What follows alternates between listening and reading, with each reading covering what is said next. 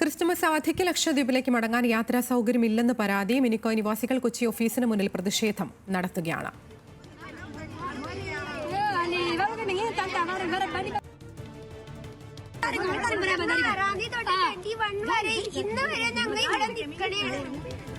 ഷബന സിയാദുണ്ട് വിശദാംശങ്ങളുമായി. ഷബന, ക്രിസ്മസ് ഒക്കെയാണ്, അവധിയൊക്കെയാണ്, എല്ലാവരും നാട്ടിലേക്ക് പോകുന്ന സമയമാണ്. എന്താണ് പ്രതിസന്ധി?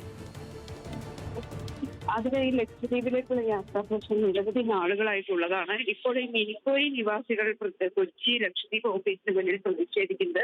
മിനിക്കോയ് ദ്വീപിലെ സ്ത്രീകളും കുട്ടികളുമാണ് ഇത്തരത്തിലൊരു പ്രതിഷേധവുമായി രംഗത്തെത്തിയത്. കാരണം അഡീഷണൽ ആയി കൊച്ചിയിൽ നിന്നും മിനിക്കോയ് ദ്വീപിലേക്ക് നേരിട്ടുള്ള കപ്പൽ സർവീസ് നടത്തണം എന്നാണ് ഇവർ ആവശ്യപ്പെടുന്നത്.